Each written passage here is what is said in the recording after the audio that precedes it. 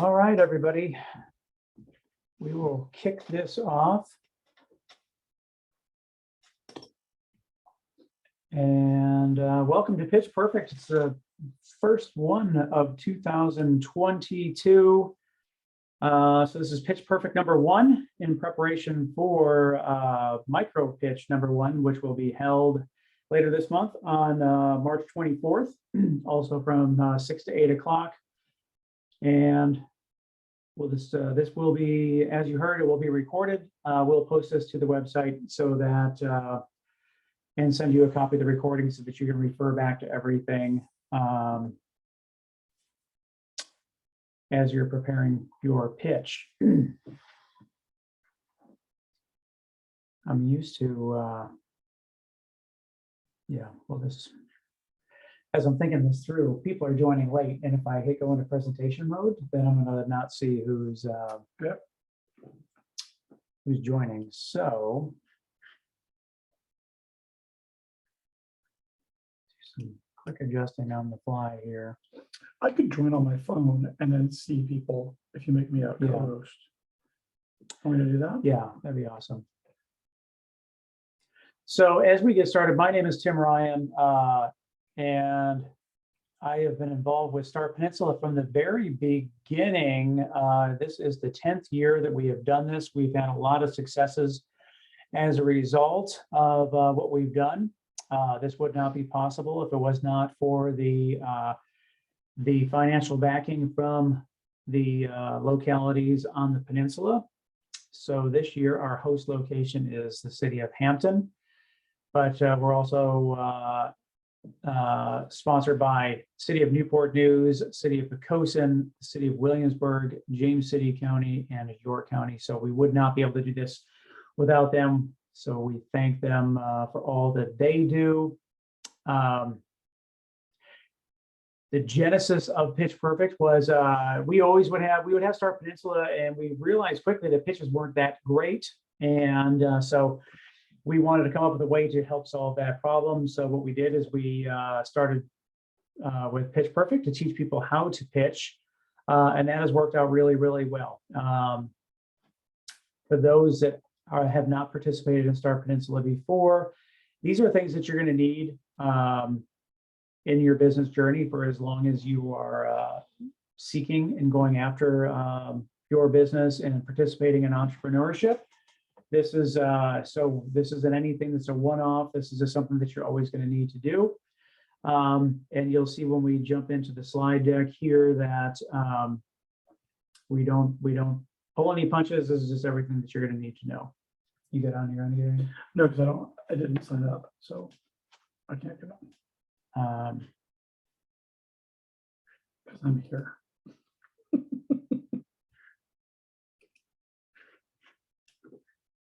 Hold on 1 second.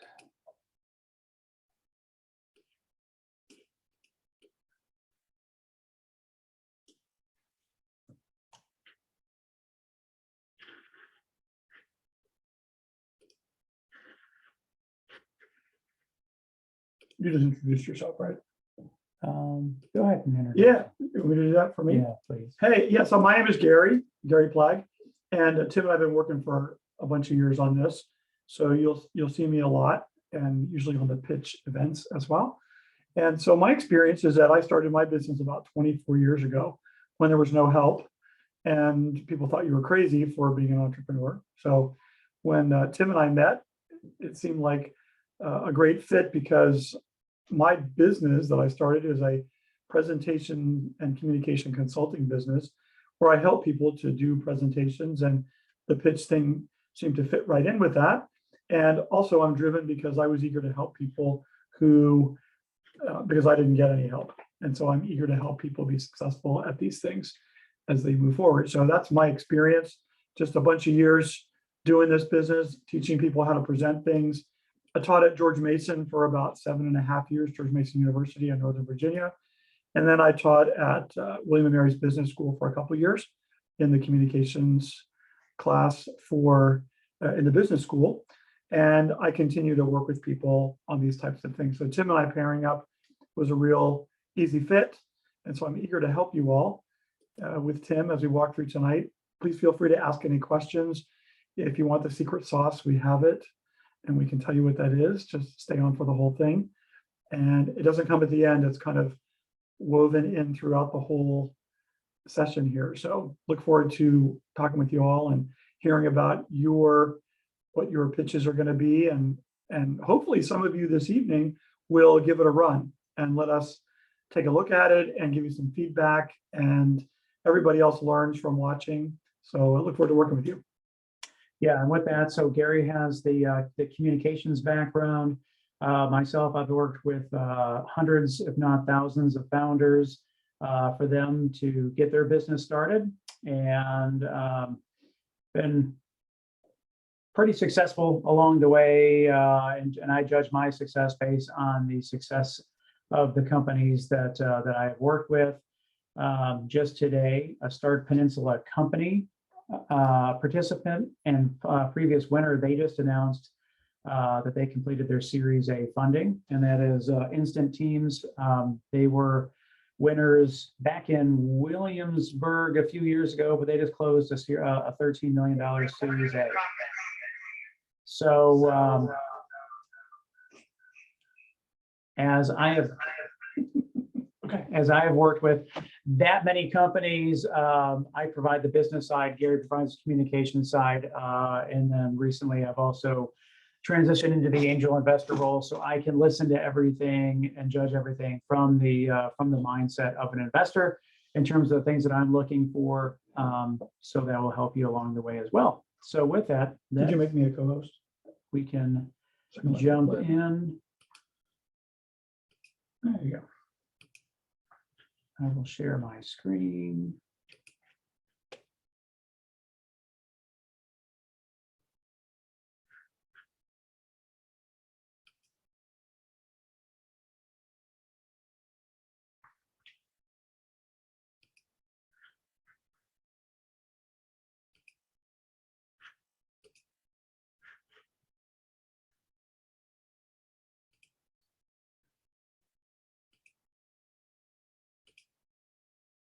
Does that look right, Gary?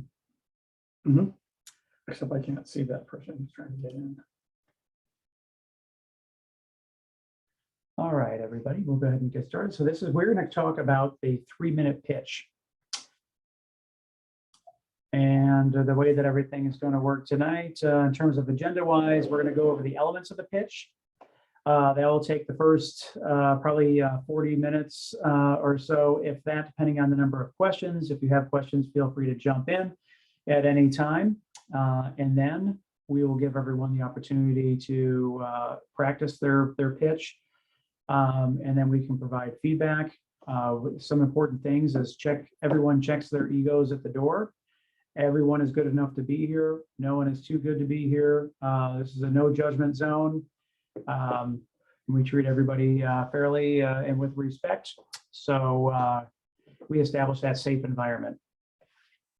And what we recommend to folks that are participating is, as we go through this, go ahead, grab a piece of paper, grab a pen, and then start writing sentences down in terms of just writing down the answers to these topics that we're going to talk about.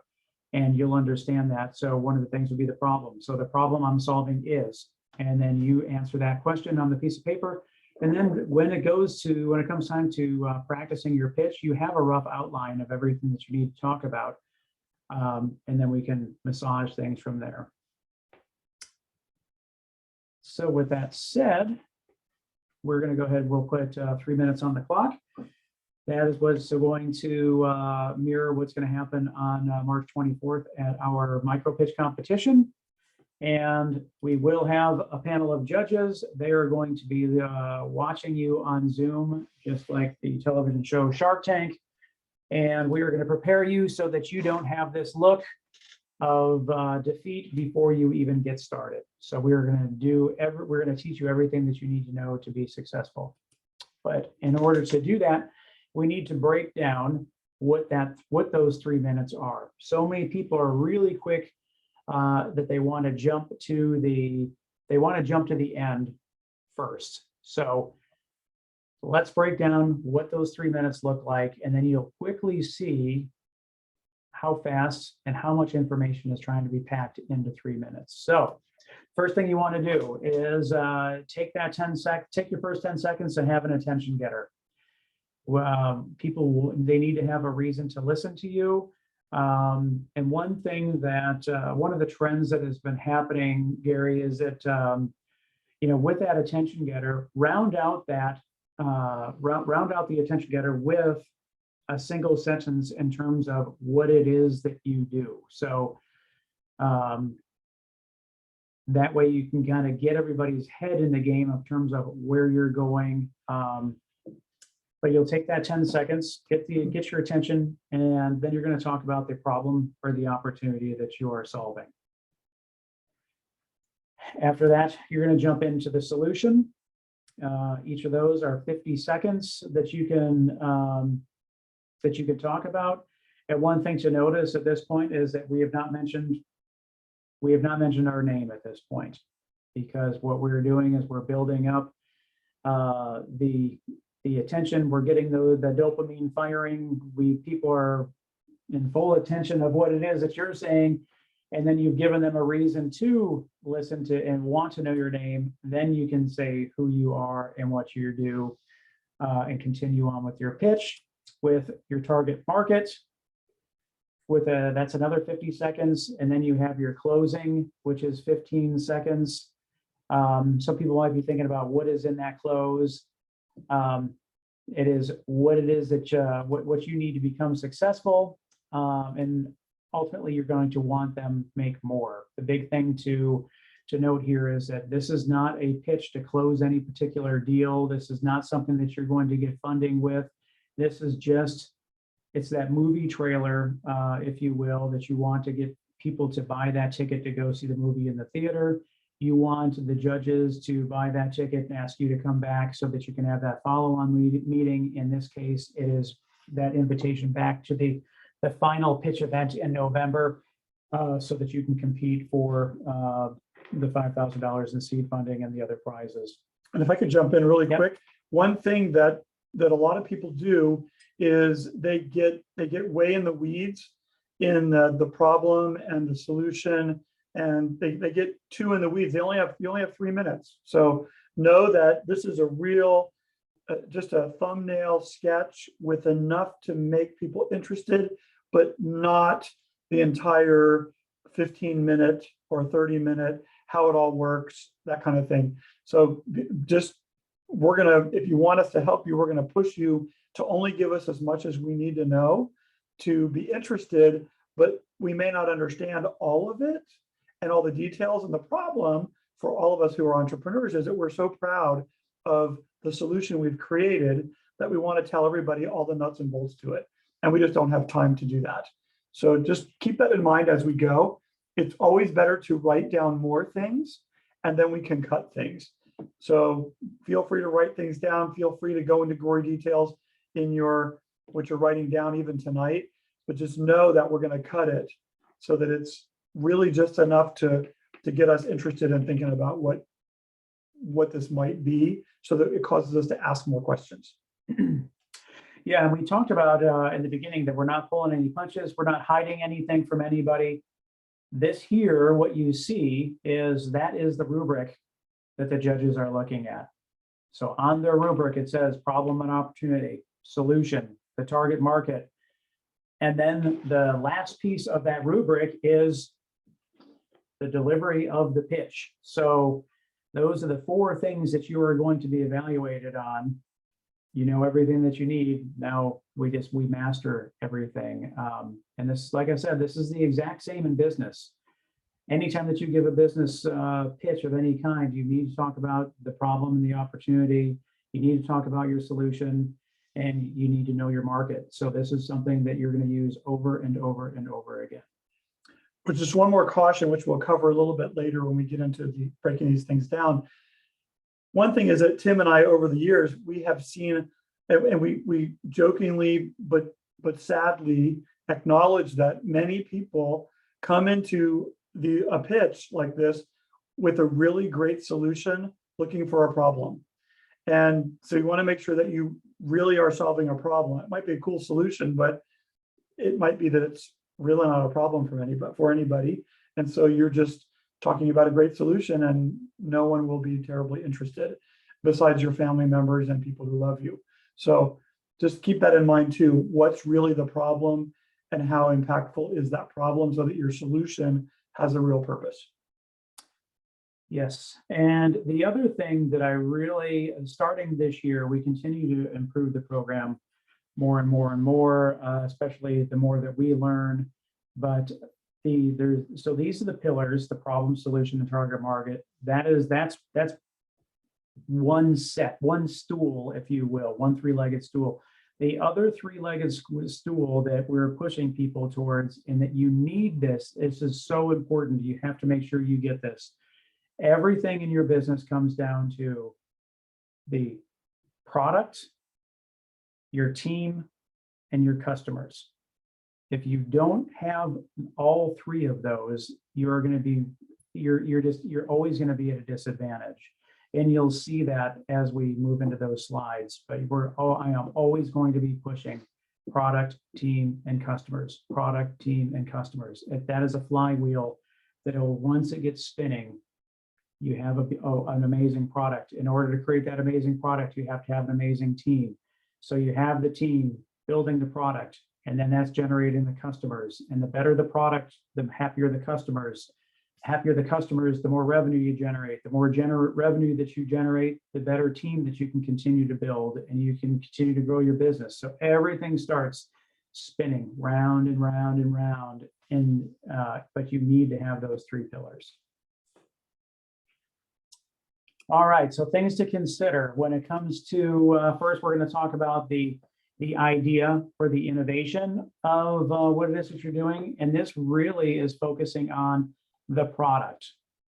So again, the second stool of that. So things to consider: is the problem big enough? You want to make sure that your total addressable market is large. You don't want something that is going to be singularly focused, that only a couple people in the world are going to need to purchase it. I mean, it's just, some things are very, very niche and not everyone needs it. So the problem has to be big enough, or else you're just going to continue to have challenges and it's not a scalable business. You're going to want to talk about how you differentiate yourself. So why and how is your product better than your competition? What is it that you do differently? Why is it that, in terms of electric cars versus gas powered cars, there's this, what is it that you do different? What does this cleaning product do different than another cleaning product? It's just, you have to be able to differentiate yourself. Are you saving time? Are you saving money? What is it that you are doing for your customers? And when you do that, you want to be sure that you're not slamming another product or another manufacturer or whatever. That doesn't fly well with the audience, and the audience would be judges who are listening to you, because it kind of goes back to, if somebody will talk to you about other people in a negative way, you can imagine they would talk about you to other people in a negative way. So it's easy to say they don't do these things and we do. That's fine, but you don't want to slam or disparage another product or manufacturer or anything. You just want to say what you do and why it's better than what's on the market. And you might say there are many products on the market that do this. The thing that's different about ours is this. So, great point. Great point. And then, how much better is your solution? And what do I mean by that is to think about the 10X rule. By someone doing business with you versus someone that they're currently used to doing business with, or who they're currently doing business with, to change that customer behavior, things need to be 10 times better than what they're currently doing before they will consider making that change. And you need to think about, how do I make that 10 times better? And if you can't, then you may need to rethink, is this something that I want to do? Is this something that I want to pursue? or it's vitally, vitally important. I mean, one of the things, we never want to see anybody fail, ever. However, the whole purpose of Start Peninsula is this is a platform to validate your business idea. This is something that if you have this idea and you want to determine, is it worth pursuing, this is the place. So if you're going to fail, we want you to fail really, really fast. And this is a great place for you to fail. Again, not that we want anyone to fail, but we don't want you to quit your job. We don't want you to max out your credit cards. We don't want you to empty out your bank account. We don't want you to cash in your entire retirement if you have one saved, only to find out that your business is not something that people want. So this 10X rule is a really early indicator that is like, man, if I can't come up with reasons why this is 10 times better than the current solution that's out there, then I either need to sharpen my pencil or seek some help or do something. But this is the whole idea of Start Peninsula, to validate that that idea, and this is the way to do that. And one other scary thing that can happen, besides the things that Tim mentioned, is that you get so carried away with your idea, you just know it's going to work. You've not really validated it, and you not only max out your credit card, quit your job, do all those things, but you might hire a couple other people, and then they become dependent on you and this idea, and you find out 6-8 months in that you have to let these people go because it's just not working. And so that would be a sad experience as well. So that's why really running this up the flagpole, failing fast, pivoting as you need to, and creating really a strong base for your idea to flourish is so critical early on. Awesome. So that's the foundation for your product. The next thing we're going to talk about is the team. And some things to consider there is going to be showcasing your strengths. So many times when people are doing their pitch, they will talk about their product, they talk about the solution, they talk about their market, but a key factor, as I've mentioned several times already, is the team. How do your potential customers, how do your potential investors, how do they know that you have the people that are going to make this a reality? So showcase your strengths. Is it the number of years of experience? Is it the number of years of experience that your team has? Is it the some key experience that people on the members of your team have? An example that we use a lot is if you are in the drone industry and you have someone who is the lead engineer at NASA for drone technology, that would be something that would be really, really important to make sure that you include it in your pitch, so that the people know that we have the people that are going to make this happen. There's no one better in the industry than us. So, I mean, that's just, you'd be amazed at how many times people leave that out of their pitch. It's wild to think and experience. And again, this is talking about why you are the person or the team that's going to solve this problem. I mean, I cannot overstate and overemphasize how important it is that the team is really, really important. To include the fact of, do you have a co-founder? Co-founders are a really, really important piece. Oftentimes, investors will look at a early stage startup and see if there is a co-founder. One, they want to see a co-founder because if something were to happen to the founder, then there's some insurance that someone else can pick up that slack. Having a co-founder also enables you to bounce ideas off of someone. You're there to help each other out, pick each other up. It's increasingly more and more important to make sure that you have that. One of the dangers we have in this entrepreneurial climate is that we tend to live in an echo chamber, and we're afraid to share our idea with other people who we don't trust because we think they'll steal our idea. And that's a valid concern, that you don't want to just willy-nilly share your idea with people. However, having somebody else who can keep you grounded and ask you tough questions, or that you can bounce things off of and really have a conversation about that is a strength for your organization. One thing about identifying things about your team, just a funny story is I was working with a young man this is probably 20 some years ago, who was in high school and was in an entrepreneurial kind of program at school. And I was interviewing him in a practice interview. And I said, please tell me something that I wouldn't see on your resume. And he thought for a minute. And then he said, well, I was a child actor on television. And I thought, okay, why is that not on your resume? And he said, well, I didn't think it was important. And I said, oh my goodness, the fact that you had the responsibility to be a child actor on a television show, that would be a huge thing, even if the smallest thing of it was just to start a conversation. Why would you not put that on your resume? And I just shook my head, and he didn't think it was important. And I think that we entrepreneurs may overlook, as Tim said, things that make our team really strong. And so write them all down and run them by us. And if we think it might not be relevant, we'll tell you. But really think hard about anything about these people on your team, experiences they had. Well, our founder is really tenacious, and she climbed Mount Everest, and blah blah blah blah blah. And you go, wow, that means determination, that means perseverance, that means all these things which funders are looking for. Are these people going to just give up because it got hard, or are they going to keep going? So just to reiterate what Tim said, to really think about things that matter, even if you don't think they do, but that stand out. There's superlatives about your team that may cause someone to be really more confident in what you're proposing because this experience has happened by somebody on your team.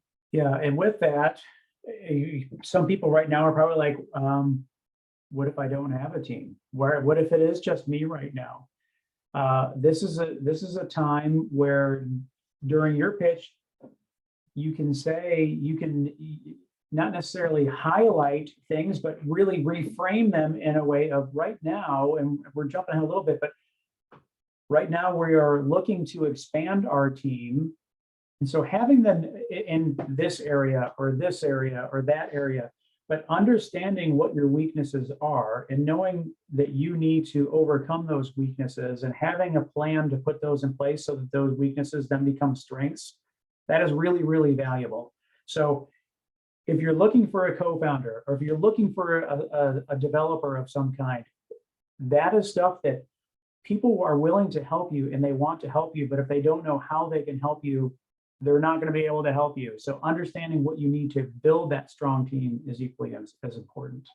Yeah, I learned that lesson early. I had a friend that said, Gary, tell people what they want and what you want, and they will help you. And keeping it a secret, nobody was helping me because they didn't know I needed it. But really telling people what I needed, and people came out of the woodwork and helped me. So you got to be willing to be a little vulnerable and say, I don't do this very well, and I need help with that part. Perfect. All right, we're moving right along to marketability. And this is the customer part. So we talked about the product, we talked about the team, now we're talking about the customer and things that you need to consider there. And you need to identify who your customer is. And this is a lot more difficult than you may realize. And giving away some of the answers, everybody is not a sufficient answer to who your customer is. In some cases, that may be true. Eventually, once your business is fully at scale, but initially, who are you going to target as your customer? You need to identify that. And the better that you can identify that, the better then you are at demonstrating the understanding of the size of your target market. So as you come back and have these follow-on conversations with people, I mean, investors are going to want to know, what is the total addressable market? Well, you can't answer a question of what's the total addressable market unless you understand the market size. You can't understand the market size unless you can identify your customers. So it's really, really important to know this. And the smaller the focus, the better. And this is something that is very counterintuitive. However, the smaller the focus, the better off you're going to be. You cannot just say that everyone is my customer. It doesn't work well. Yeah, I read it. I don't remember the name of the book, but I read in a book where it was an example of people that wanted to make a better pillow. And they hadn't really tested the market. And so they finally went and they stood out at a Bed Bath and Beyond or something where people and stores where people buy pillows, and they just stood there around the pillow section, and they would ask people who walked up and started looking at pillows and feeling them and looking at their specs, and they started asking, what are you looking for in a pillow? And they found out all kinds of crazy information that was totally different than what they thought people were looking for in a pillow, because it wasn't what they were particularly looking for. But this is part of this market. What is it people are looking for? And how big is that? And well, they're looking for a pillow that does this thing. Well, we found that 85% of the people at Bed Bath and Beyond who were buying pillows were looking for this thing. So that makes it really a small focus. And now you know that there's a big market for this characteristic of a pillow. So, and that happens in any business. That's just an example, is pillows. But yeah, and I think we talk about this eventually, but go talk to a lot of people about your idea and find out what they find important in your idea. And that leads right into how are you delighting your customers? Just as Gary was saying, if you go into Start Peninsula and you say that, and you get a head start and you say that you've talked to 100 potential customers, then you are ahead of the game, because you are identifying who your customers are and you're demonstrating that you understand the size of the market and what people are looking for. But how are you delighting your customers? What feedback have you received? How many people have you talked to? You cannot, the further down this journey that you go without talking to customers, the more difficult it's going to become, because now you're getting so far down the product line, not knowing what it is that your customers want or don't want. Talk to customers early, talk to them often. They're going to tell you everything that you need to do to be successful. And if you don't do this, this is where the part that I said earlier, where Tim and I, we sadly chuckle whenever we hear a great solution looking for a problem. So this is an example of where that can happen, is if you haven't talked to people and you don't know what they're looking for, then you're going to end up with a great solution to a non-existent problem. Yeah. I heard something recently. It was like someone who created a bag of nails before the hammer was invented. It was just like, you have to talk to people. So with that, so we have everything. And even with all those things, everything comes down to the execution, because if you cannot execute, then you're in trouble. I mean, I hear so many ideas so often, but if you cannot execute on those ideas, then it's worth nothing. Ideas are worth nothing at all. So how are you going to make this a reality? I mean, that is just talking about step one, we're doing this. Step two, we're doing that. This is really your roadmap in terms of, how are you going to make this a reality? And part of that might be, like we had talked about, I need to fill out my team, and then you're able to go and take the next steps. So demonstrating, talking about how you're going to make it a reality. And then investors invest in people, not necessarily the idea. And what do I mean by that? Again, without the execution, you don't have anything. But if somebody was a successful founder in the past, they've been there before, they show that grit, they show the tenacity, they show just that they're, no matter what happens, they're going to make this thing a reality. That is what investors invest in. They know that that person is going to be able to make that a reality no matter what. And when it comes down to that, no matter what, it's really, really important to understand what your why is. I mean, why are you getting up every single day to make this a reality? Why is it that you can't go to sleep at night because you're thinking about making this a reality? Why you're jumping out of bed first thing in the morning so that you can make this a reality? Because the good days are really, really good, but the tough days are really, really tough. And I'll tell you, when you have those tough days, the why is what's going to get you out of bed in the morning. The why is what's going to enable you to get up and dust yourself off and keep going after it. If you don't have that why, then you're in real trouble. And the why cannot be because I have an opportunity to make a lot of money. Because I guarantee you, the first time you hit that low spot, then you're automatically going to look for the next opportunity that has potential to make a lot of money. And then you're going to pivot, drop that business, and try something new, which is why, I mean, that's just a death sentence if you were to tell an investor that you're in this because the opportunity to make a lot of money is there. It's just not going to happen. Yeah, and Simon Sinek, you may know who that is, and he wrote a book, Start With Why, and he has a video, I think, on YouTube that you can look at about, which is a summary of that book.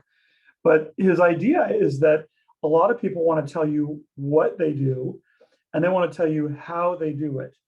And they don't ever get to the why they do it, which is really where your passion lives.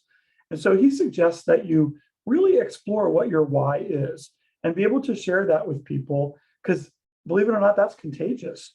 That's the piece that these investors and people that want to help you, they want to see that you are committed. Remember, one of our friends talked about you're not really in the game until you've had to sleep in your car on Thursday night wondering where you're going to make payroll on Friday and how you're going to do that. And you got people waiting on it and how you're going to pay this bill. And he always said, that's the scary part.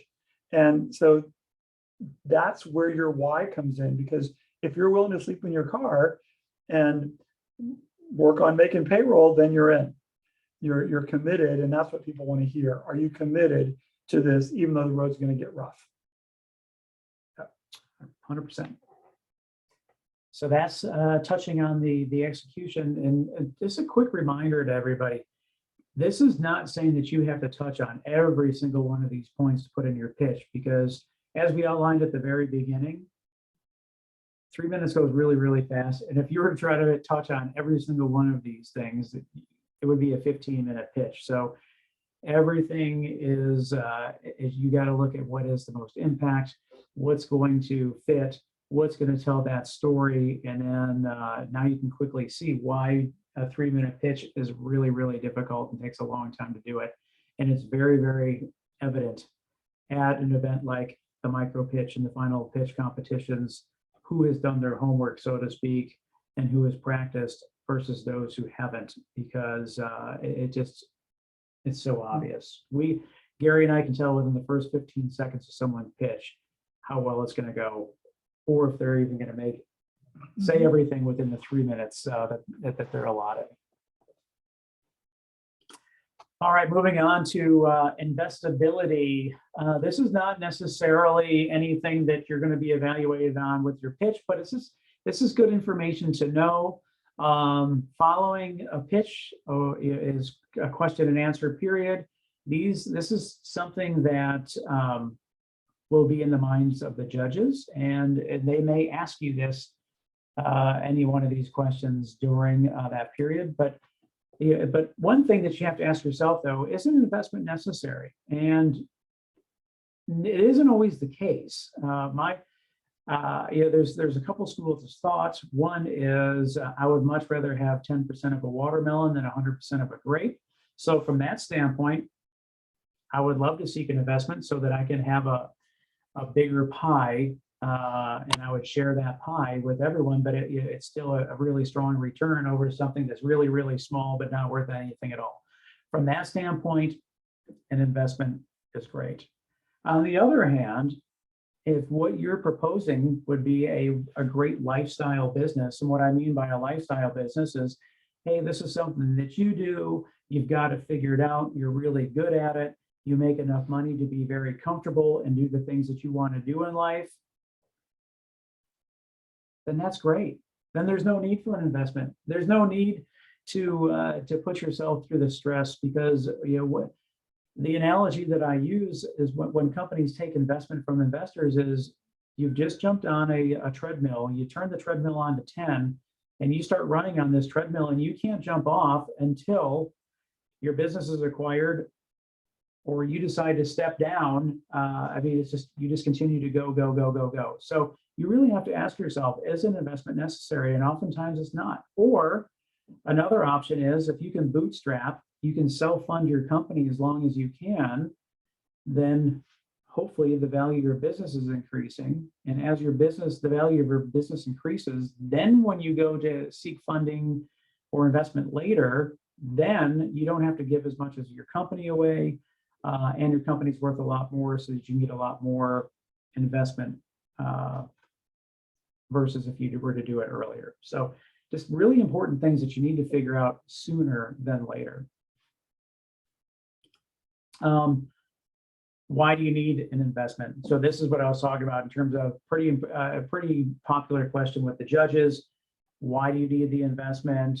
Followed with, what will the money be used for? So if you know all that stuff, if you know how much it is that you need, you know what it's going to be used for, you need to find a software developer, you need it for marketing expenses, whatever the case is, you don't just make a wild guess to figure out what it is that that you need X amount of money and you have no idea what you need it for. Just even look at if you donate to charities, then you often want to know what is your money that you're donating going to be used for, and or else you don't want to give it. And so investors are similar. They want to invest in something that's going to make them money in the long run because they're lending you their resources, really, and they're planning to make some money. And if it doesn't look like they know that you know where you're going to put their money, they're not going to be too quick to give you money.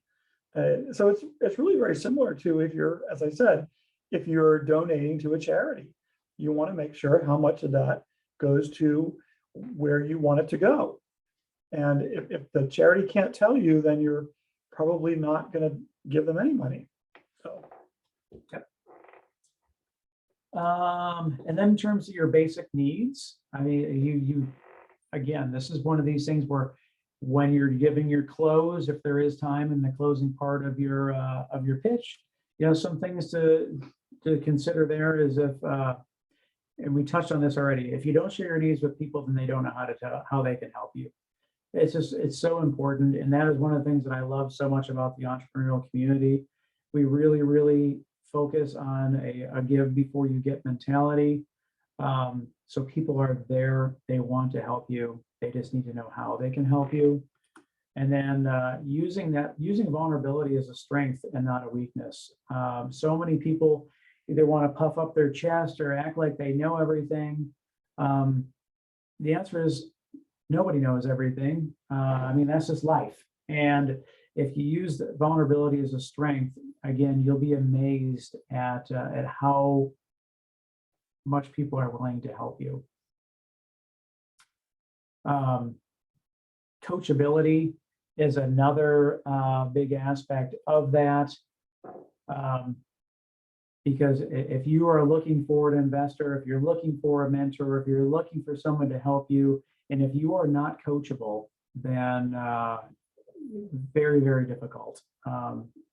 Because mentors or investors particularly are not going to want to waste their time with someone who already has all the answers. So that's another part where vulnerability is really important to say, hey, I don't know what the answers are. Can you help me out? And if you're just a real quick note, if you're a perfectionist or you tend to, I call it armoring up with perfectionism because you don't want anybody to see that you don't know the answer, then you're just going to live in a world of hurt, because the people that want to give you help and not that you have to take their advice, but you have to listen to it and be grateful that they're willing to share their time with you. And if you're not willing to do that and you know what's best, then you're just going to frustrate anybody that wants to coach you. And then people are going to start not wanting to coach you. So that's when Tim says you got to be coachable. It means you sometimes, and we said at the beginning, you got to put your ego aside. You got to leave it at the door and say, you know what, I probably don't know everything, and I need to at least hear what people say and give it a thought and ponder it for a bit. And then if I want to use it, great. And if I don't want to use it, okay. But go in with an open mind to hear what people, especially people that you've vetted, that you know are good at this, then really take your armor off and listen to them. And that will help a whole lot.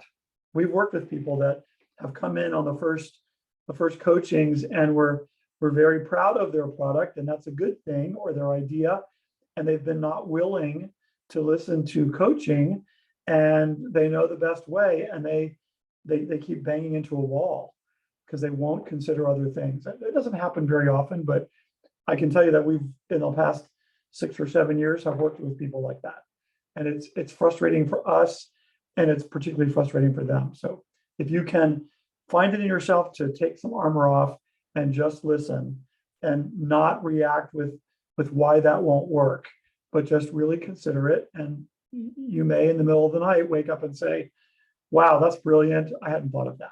So just be open. Got it. Tricks of the trade, Gary's. So one of the tricks is you got to practice. Got to practice, practice, practice. They always say, how do you get to, somebody asks somebody, how do you get to Carnegie Hall? And the answer is practice, practice, practice. And a lot of folks don't want to practice. They just want to think about it. And by practicing, that means having the courage to stand in front of your phone with the camera facing you and record your pitch, hearing your own voice, looking at your own presence, and really listening to what you're saying. And nobody else has to do that with you. You can do it on your own, but that's part of the practice. And I say that, especially video practicing. People don't know what they look like. And if you don't know what other people see when you're doing your pitch, you will forever wonder what it is that they see. So you might as well get real comfortable being uncomfortable. And I always say, just lean into the discomfort, because it's going to be really uncomfortable. So one thing to do is you don't want to start with a question, because questions is the beginning of your pitch. People, you're wasting time. You only have so many seconds. And if you ask a question and you wait for a response, you might lose 5 to 10 seconds of that just waiting for a response, which no one will give you. And remember, the pitch is online. So when you're on, you're probably not going to be able to see people very well on Zoom. So you want to be sure that don't start with a question. You don't want to start with your name. Tim already mentioned that, because people really don't care until they have a reason to care.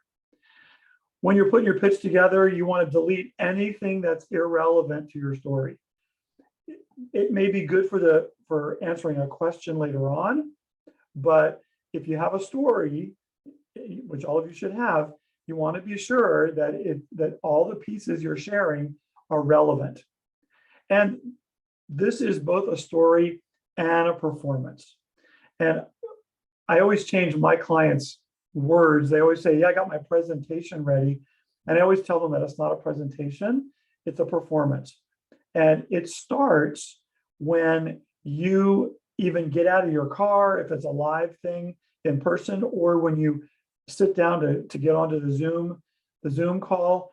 It's always you getting ready. And any of you who have done anything in school or on stage or community theater or whatever, is you don't just show up, put on your costume and go perform. You spend 15, 20, 30 minutes getting yourself into the right frame of mind for the performance. And this is no different. So you got to get yourself in the right space before this thing even starts. So it would be a bad idea to arrive at the pitch, at the micro pitch, and rush in. You're late, you got 5 minutes to get your computer started. You get it started and you're still thinking about fighting traffic and feeding the dog and all these different things. Give yourself at least a half hour, 45 minutes that I know I need to be ready and preparing and sitting at my desk and ready to go 45 minutes to a half an hour before the pitch competition even happens. So you can get yourself in the right frame of mind. Next thing is, for every slide or line that you add, you have to ask yourself, does it enhance the story or does it detract from the story? And sometimes we want to try to cram what I call cramming 10 pounds in a 5-pound bag. And so, is this stuff I'm adding really helping, or is it taking away from the impact that my story could have? And so the one thing that I'll say about all of what we've told you so far is that this whole idea of pitching is like art. There's a formula we've given you, which is the best we can do for what components you need to include, but it really comes down to it's art. And you can tell that Mona Lisa in the art gallery may have the same colors in the right place as the paint by numbers has, but there's something about it. The old original is so much more beautiful. Although the paint by number one has the numbers, has the colors in the right numbers, but it is just something you can tell. And it's the same with these kinds of pitches. We can tell, the judges can tell. And I would say it's the it factor. It's that when it's right, because this person has it. And that it comes a lot from the way that you prepare, the way that you craft your story, the way that you feed in various things through the formula we've given you. All of that makes the art happen. And so the more that you do it, the more you can tweak the craft, tweak the art. So really encourage you to start living in this pitch space before it's actually going to happen. And it doesn't mean you have to obsess about it. It just means you should start thinking about it. And what would I do? And I always think it's hard to be creative. If I said to Tim, hey, Tim, be creative right now. And Tim's going to go, I need to sleep on it, or in the shower, I have a brilliant idea, or driving my car or whatever. And I'm not creative on the spot. I'm always more creative when I am not really thinking about it, but I'm letting it just live in my head. So encourage you to do that. That's another trick of the trade, is to just live in the space for a while. So. Yeah, and one thing that I want to make sure that you all understand in terms of with it being both a story and a performance. So, but as Gary said, the way that you tell the story is in fact a performance. But the story aspect of this, and what we mean by this, is a use case. Meaning, how does somebody use your product? What is the journey that a customer or a client is going to have when they use you and your company? And so that's the story aspect of it. Is you talk about Steve, who he has this particular problem that he is trying to overcome, and it's the most difficult thing that he has ever had to face. And then Gary provides that solution to it. So as humans, I mean, we start visualizing this story in our head about someone having this pain and suffering, and they need to find a solution. And Gary comes to the rescue. And again, that's what we're talking about in terms of firing the dopamine, that everyone sees this and then they want to hear more. So it's the art of figuring out, how do I include all of these pieces that we just talked about, creating it and transitioning it into a story that people can understand, and then making it a performance so that you have that it factor, and then it just goes. I mean, it takes a lot of time. It's not something that you can just whip out on demand and just get it right. I mean, it takes a lot of time. Yeah, and when you see other people pitch, you'll know the ones that are struggling, and you'll know the ones that when you see a really good one that really clicks for you, you'll go, oh, I see it. I see the it that Gary and Tim were talking about. You can feel it. And that doesn't come just by jumping onto the call and just doing it. There's a whole, I mean, just even think about a comedian. It might look really easy, and they're up there for half an hour and everyone's laughing. And you have to know that honing that bit for that comedian probably took weeks and weeks of blood, sweat, and tears to put together, and questioning him or herself and not sure, is this going to be testing it? Is this going to be funny? How's this going to ride? You know, so all of that, there's so much work that happens behind the scenes. And we can both tell you that the people that have been highly successful in the Start Peninsula world over the years have been the ones that go to all of the opportunities to perform. They go to all the practices. They reach out and say, would you help me? All those kinds of things are really, really important. And so be sure that you do that. Be sure that you live in that space for this pitch competition. Yeah, one last thing that, and this is the last slide, by the way, and then we'll open everything up to questions. But congratulations to everybody. This is the start of your journey. I mean, you're here. You're here because you want to improve. So this is the beginning. So from this point forward, one thing that I recommend that everybody does, every time that you give this pitch, every time that you practice, anytime someone has a question, start journaling and documenting those questions that people are asking. And if there is the same question is asked multiple times, then guess what? That's a hole in the pitch, and you need to answer that question before it's even asked. So the only way that you can do that is if you do the hard work and start documenting all that information, and just continuing to improve and improve and improve. I mean, it's just.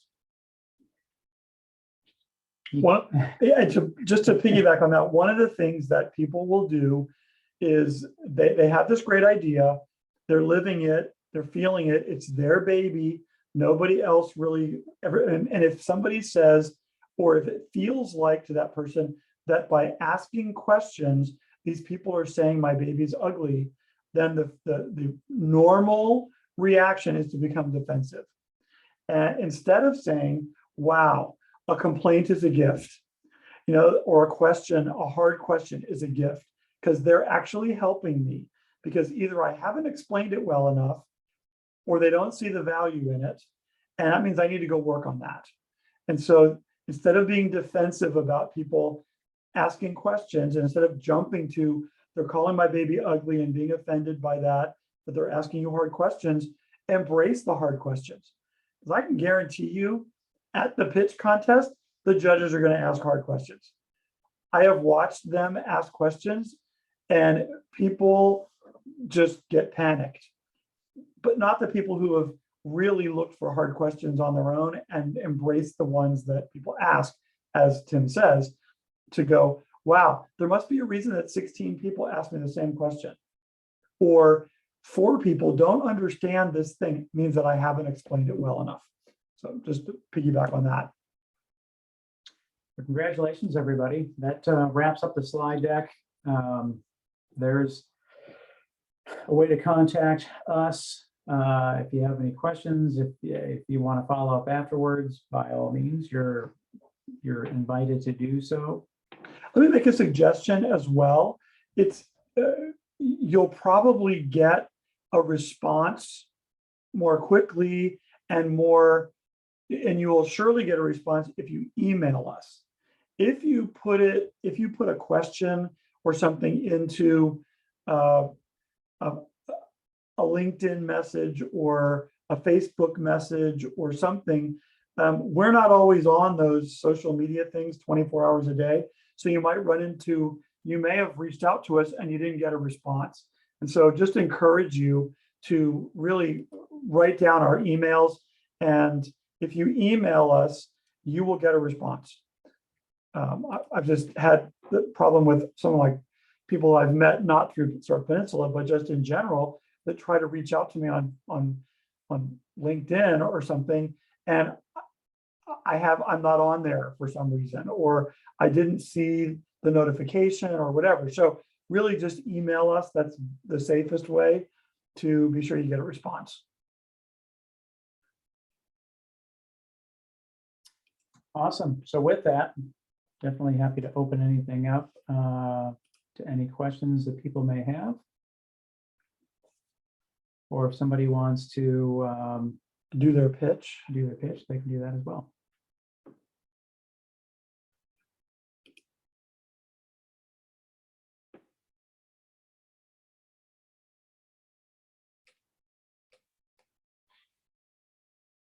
There has to be a question.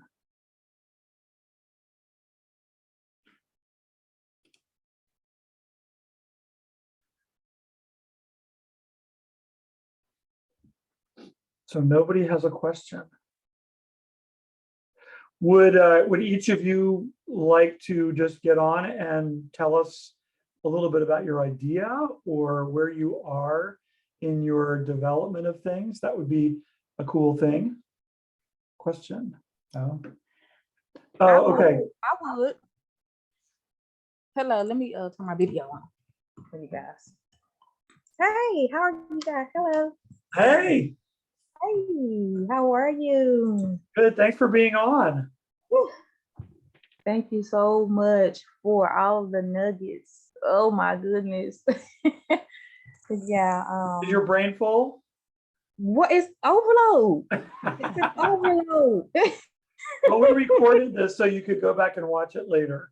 So Okay, if you perfect. didn't catch everything, you can go back and watch it again, and that'd be great. So do you have any questions for us? I just wanted to just say thank you guys. This right here is a help because I'm entering into my very first pitch competition. I just feel like I was just thrown into it. But I mean, so, with all of the information and you guys just being so detailed about it, I mean, that's really has, helped me and, just calming my nerves, so that I can know, what specifics, to just hit on, for the 3-minute pitch. So I really, really appreciate you guys. Thank you so much. So I noticed something about you that you'll want to use during your pitch, Yes, sir. and that is you have an awesome smile. Thank you. Thank And you a so smile is your visual handshake. And so when you use that as you explain what your idea is and you're in the pitch, is I say use that. And that applies to everybody. You're just the only one I can see. So, but yeah, just be sure you smile, because that's gonna that will go miles for people feeling good about what you're telling them. Okay, perfect. And then just to share just the basis of my my idea. It's my shoe line. It's called Anointed Souls. And the insoles have like affirmations or Bible verses on the inside of the insole. And underneath the bottom, the mold on the sole of the shoe, it's molded spelling God. So pretty much, it's just like literally and figuratively walking in the word of God while standing on the word of God. So, pretty much to be able to spread the good news and spread the gospel. So just pretty much break the barriers of tradition, religion, and division. So, this platform is using, a shoe to be able to just shed light on the word of God. So Cool. there you have it. That's awesome. Yeah, we had someone, it was several years ago, but they did something similar in the sense of their target market was for women that were undergoing treatment for breast cancer. And they had messages that they used it in bras or whatever, just the reminder to them to keep fighting the fight, to just the positive message. And it was really, really cool. Oh yeah, that's nice. Okay. Yeah, and I would think that you would have a market, especially, I mean, where I live in North Carolina, kind of in the buckle of the Bible Belt. And, there's just a lot of, I'm just even thinking about it, and I kind of live in Appalachia, and there's just a lot of faith in the mountains. and I'm thinking there's probably lots of communities where you're definitely going to be in a niche, a niche market, Mhm. but I don't think it's small. I think it might really be powerful that people can do that without bringing attention to themselves necessarily. Right, It might be a right. negative way, but they can wear things that kind of like the breast cancer thing. They can wear things that remind them to stay in their faith and stuff. So that's really cool. I thought about how the football players, how when they do a gesture, just saying, oh, praise God, how they are fined or sometimes sued for it. So that it will save them money, and at the same time, they, will be able to represent, the faith that they have. Okay, that shoe, can actually, be a representation of that. And also, it's not just geared towards, believers. It's geared to, for unbelievers as well, because I, thought of a point to where instead of just having just full Bible scripture, still being biblical, how, on the inside of the soul, just saying, I'm royalty, because the Bible says, that we are a royal priesthood. So just saying, okay, then I'm royalty. I mean, that can speak to non-believers as well, which is still Sure. shedding light on the word of God. So Yeah. yeah. Yeah, cool idea. Yeah, neat. Don't be afraid. Okay. Yeah, be willing to share your idea. That's great. Yeah, Thank you. so do you have shoes for men also? Yes, I have shoes for men, women, children, just all. Awesome. All. Well, you might have a client here on the call. He just asked the question. That's awesome. Cool. That was a Anybody pretty cool else? idea. Had one, I guess, thing to sort of highlight on that idea. Cultural sensitivity wise, there was a similar situation where idols and things were put on shoes. And yes, the way you mentioned walking in God's path, that was a nice marketing line, and I can get it and people run with it. You're sort of stepping on image or representation of God that could be taken the opposite way as well. So how you balance that marketing and how you balance, maybe extend that line, something to sort of work through. Because there was actually a line that got into trouble because of that general idea. So. Okay, thank you so much. Okay. Yeah, so there you go. That's the kind of feedback that you want to embrace. And you go, you know what? I'm really glad he's not saying your baby's ugly. He's saying, wow, here's the thing you might want to consider. You might get feedback that would be negative to this. So you know what? Now you know that. And you have a way of explaining that. So that's a gift. Yeah, and that's another part of the pitch that we talk about in later stages, but it comes up now that if you can anticipate any objections, you want to cut those objections off in your pitch before they become an objection to someone who might be listening. Because as soon as someone hears that potential objection, then they've stopped listening to you and they're only thinking about that objection that's in their mind. Yeah, they're just ruminating, and they're not, and you're just Charlie Brown's teacher. Wah, wah, wah, wah, wah. Yeah, they're not listening anymore. Yeah. Cool. Anybody else want to be courageous and say hey? And how's it going? I'm Prashant. I'm sorry, I'm in like a middle school in my kids' piano class, so backgrounds are funky, but I had one question. Yeah, so I was sort of toying around with an idea that initially started for the Rise Challenge. Is that something that is sort of counter to this? Can we do both? Is there a back and forth there? So by Rise Challenge, I mean basically the adaptation to sea level rise program that's part of Hampton Roads, run out of ODU. Did you receive any money from Rise? No, I haven't received any money yet. This is, I'm still in ideation phase in terms of what I'm thinking about. Yeah. And yeah. Yeah, so the only thing that in terms of you would still qualify for Star Peninsula, the only thing that would disqualify you would be, we want to make sure that a company has not previously gone through an accelerator or has previously raised money. Okay.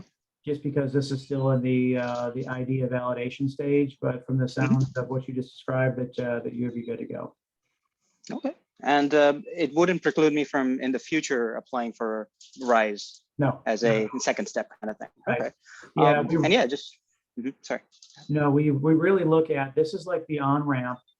This is step one to getting onto the ecosystem, the highway for the region.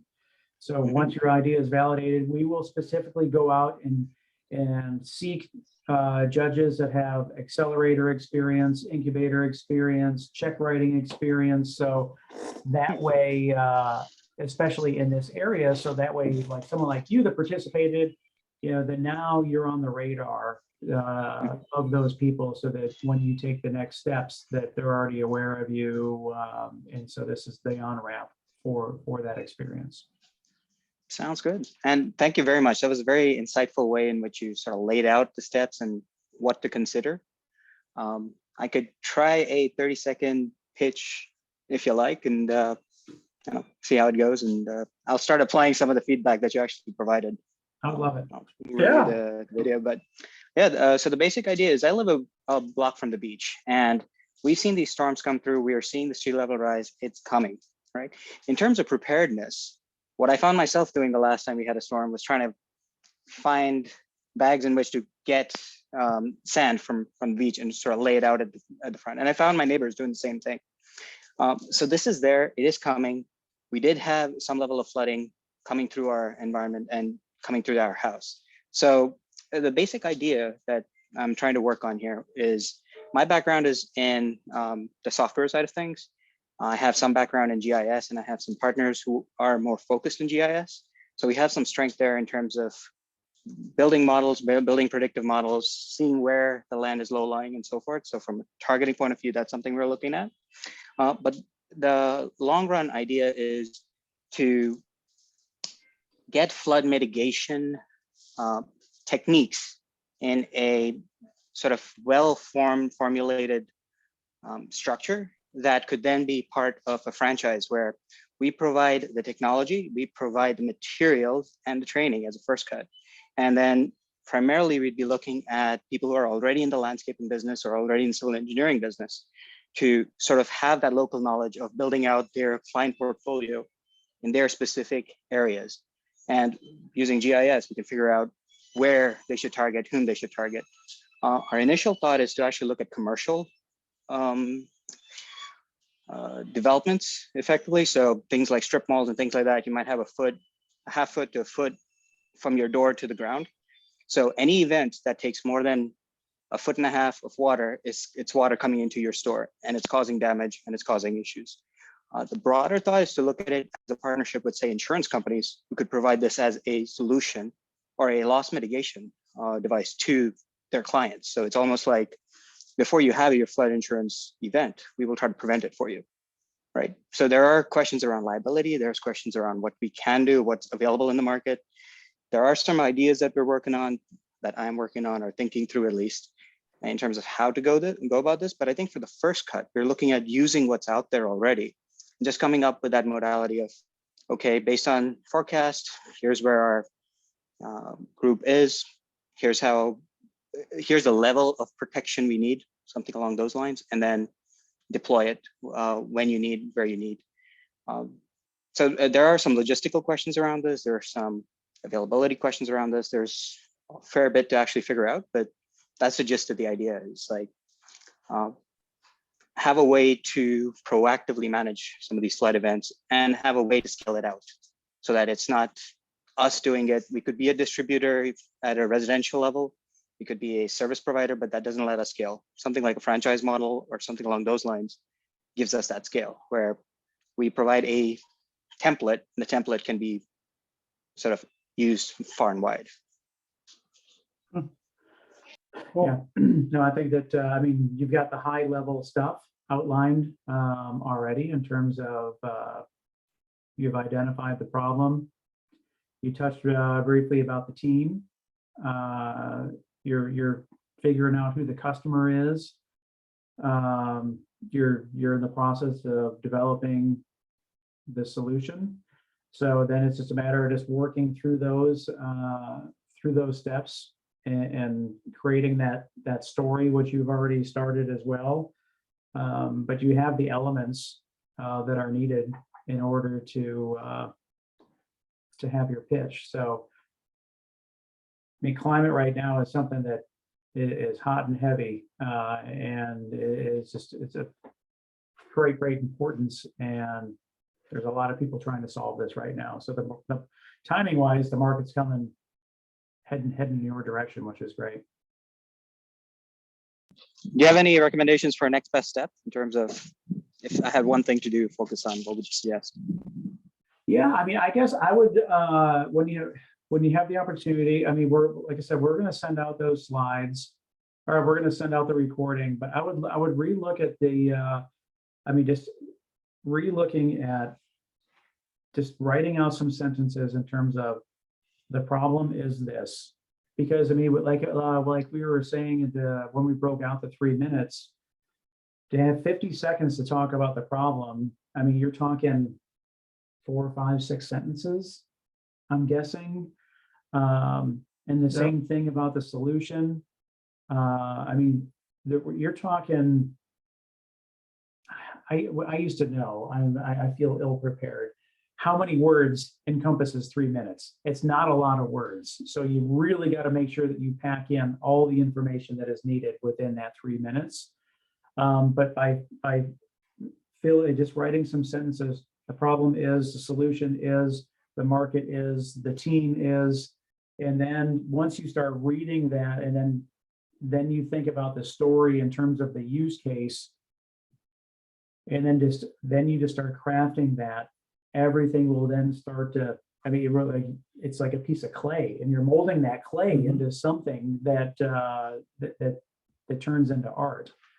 But you've got to start with those initial pieces of clay to form that. I mean, I guess it's almost like a snowman in the sense of you got the problem that's one ball, you got the solution that's another ball, and the market that's another ball, and then how do you got to roll the clay together, and then you build it on top of one another, and then you've got Frosty when it's all done, kind of thing. So that would be my recommendation. Thank you. And I mean, for anybody, and so like, we always offer this out, and some people take advantage of it, but I mean, record yourself. Send an audio file, record it, send it to Gary and I, and then we'll listen to it, and we'll give you some feedback, and we'll give you some pointers to what you should do or what you should consider to do. But I will say that those people that take advantage of Pitch Perfect and participate in Start Peninsula, 7 out of the 10 will make it to the finals, and 2 out of the 3 always end up winning. Happens every year. I mean, that doesn't mean that just because you go to Pitch Perfect, you're going to win. It's because you put the effort in to make it happen. Exactly. But at the end of the day, Gary and I can't want it more than you.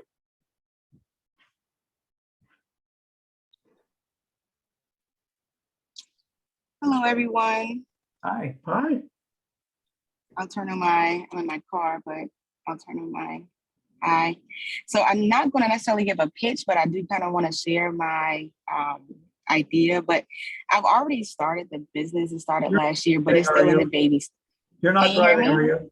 You're not driving. No. I'm still. Because I would feel responsible if you were like going through a traffic light or something. Oh, no. But so I'm not going to do a pitch, but just going to share my idea. It's really still in the preliminary stages, so I think this was perfect, perfect timing for me. But it's called Magnify Your Lifestyle, and it's basically a business that kind of coaches people on different areas in their lifestyle, whether that's home ownership, business, career growth, and finances. It focuses on those things. I am a loan officer. I am an insurance agent, working towards my CFP. So I do have experience in those areas. And then also working on the career coach certification piece of it. This is more so geared towards high schoolers, colleges, people early out in their careers. It also targets to people who are looking to start a business. It's not only is it a coaching consulting type of firm, it also points people to other resources out in the communities that people just really don't know about.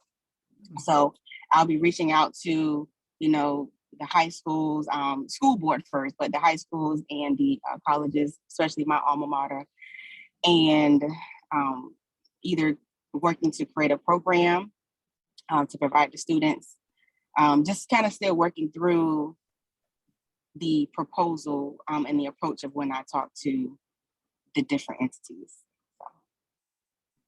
So. Yeah, that's great. I mean, it's the thing that stands out to me right now is just that we've had three very different things that have been pitched tonight, and how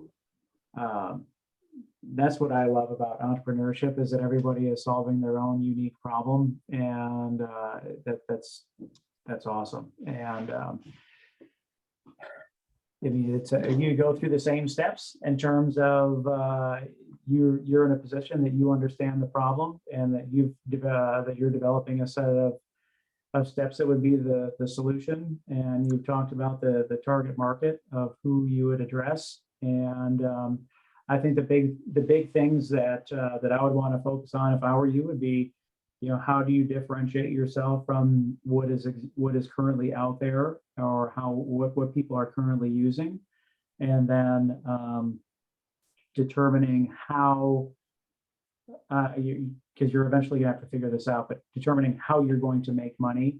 That is another really popular question when it comes to judges during the Q&A portion.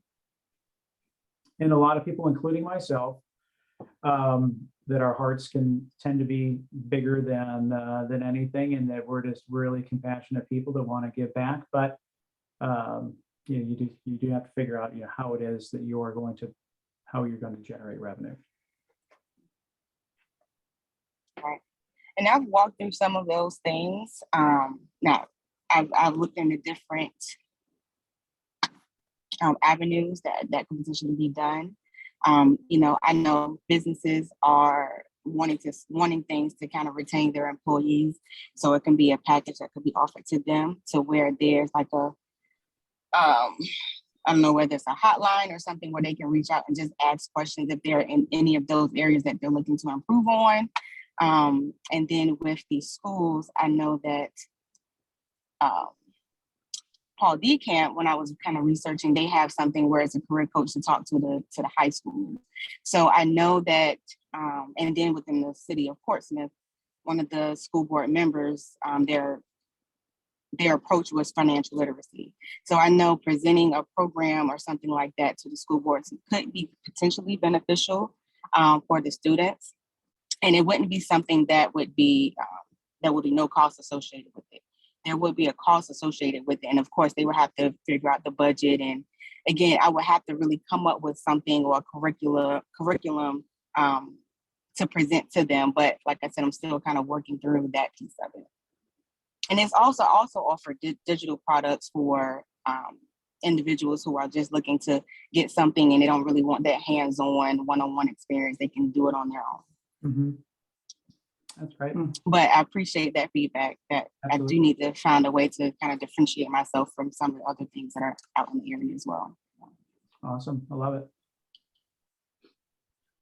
One thing I would also recommend for all of you, although you don't have a lot of time to do it, it could be clever in the way that you do it. And that is that a lot of people, many people will do the pitch and they'll just push play and then just recite data.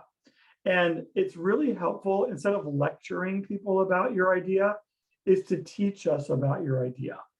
And it's a real nuance between teaching and lecturing.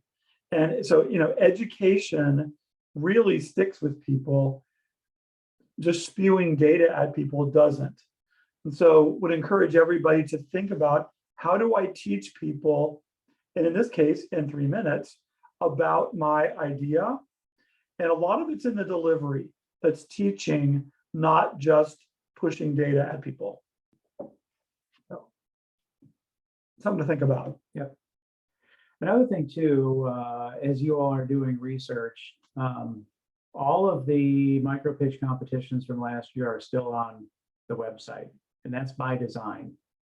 So that you can go back and you can look to see what are the different pitches, what were some of the questions that were asked, what was some of the feedback that was given from the judges. All that's there for you to take advantage of.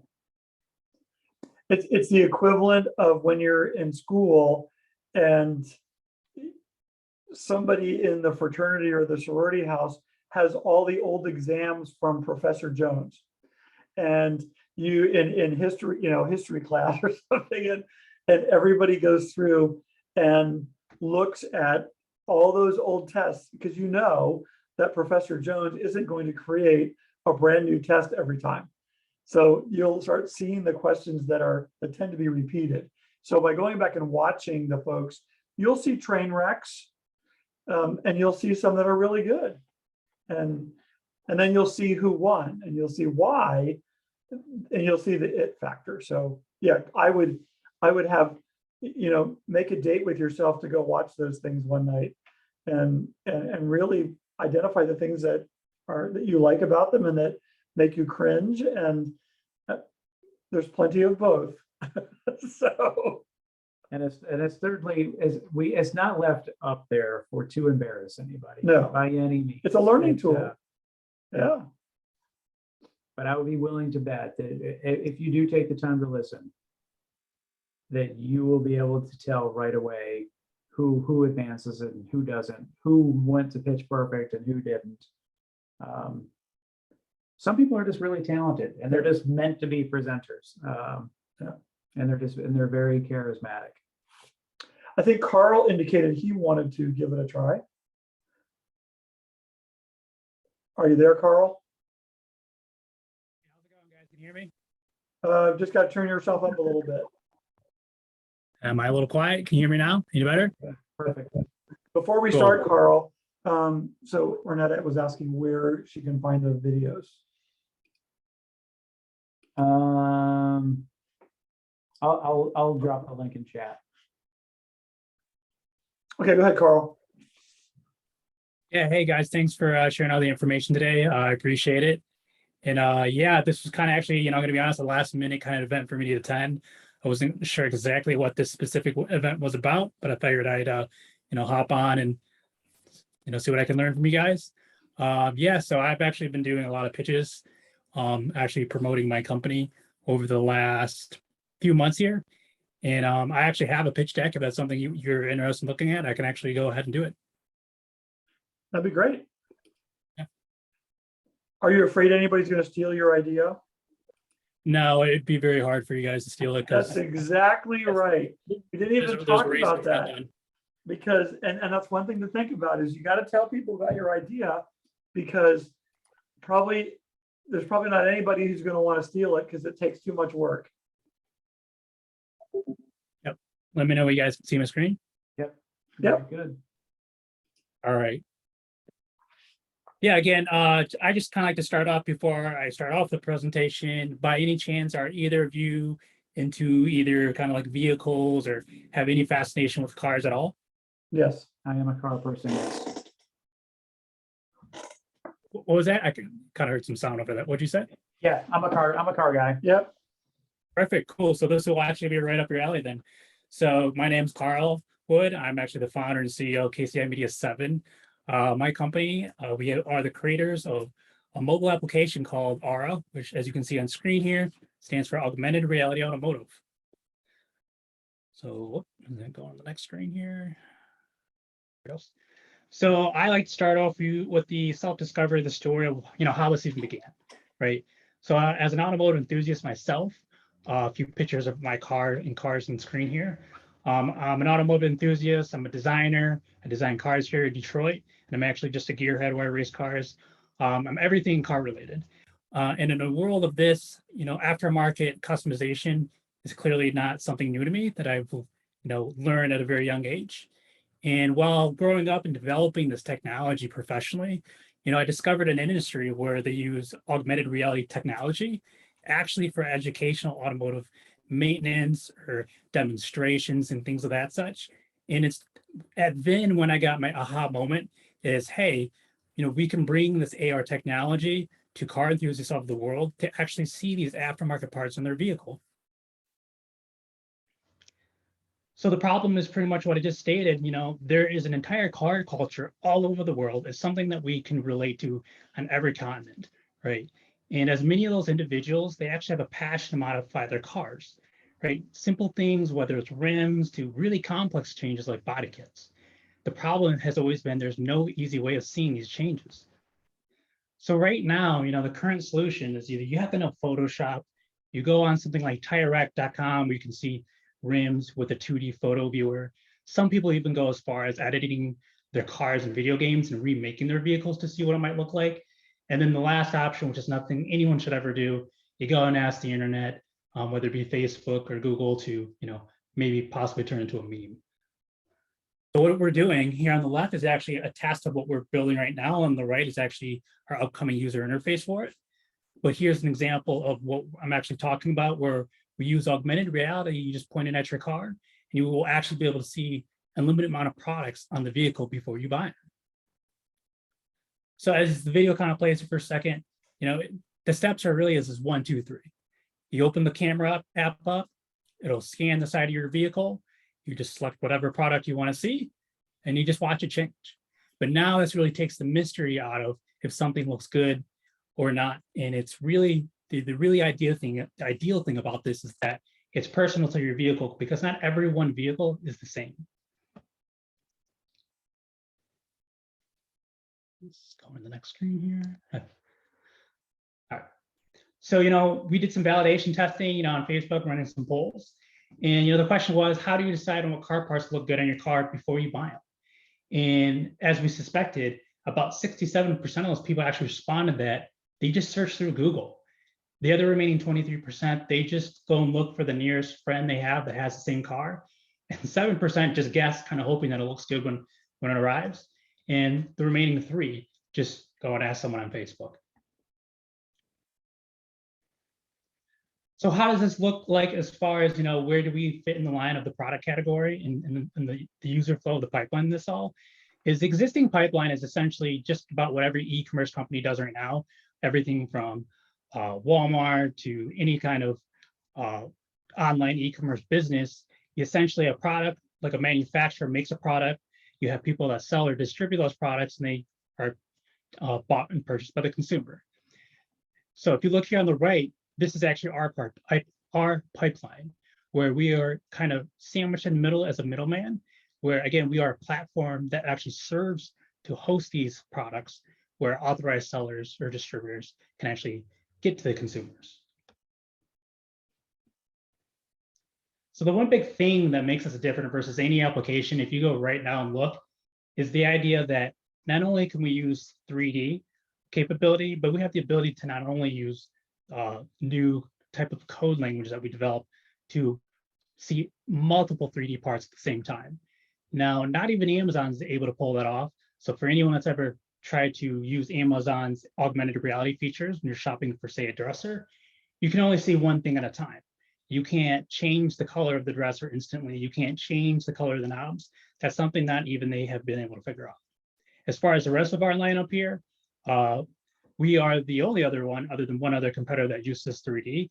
We actually are tying in with the dealer network right now across various manufacturers, and we have the direct ability to purchase right through our platform. Now, the big thing too, how many people can we serve? So this is only 40% out of the entire existing market right now, and we like to consider that conservative.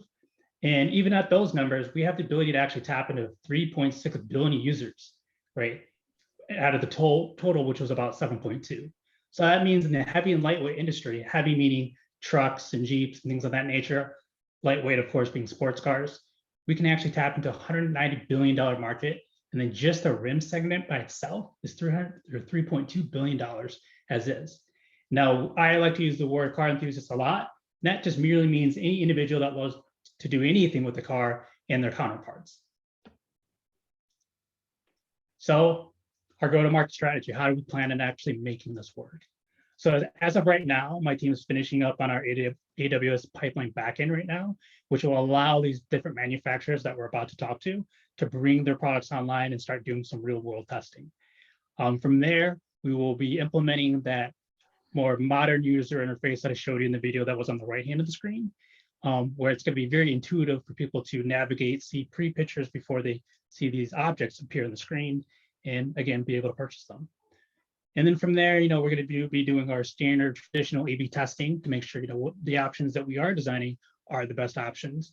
And then by Q1 of 2023, we're actually looking to launch our first beta. So as of right now, we do have a demo alpha version that exists on the Android Play Store right now, but we're looking to actually have a really go-to-market product by the end of this year.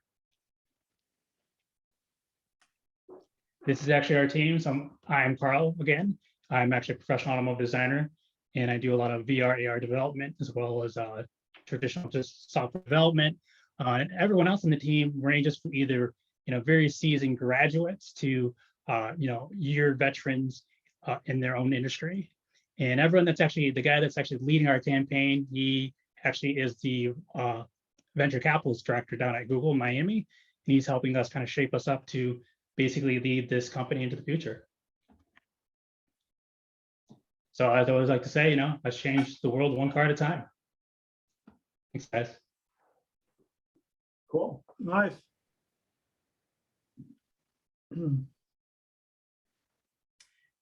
Any questions, comments, or opinions? No, I appreciate you sharing this. How long have you been working towards this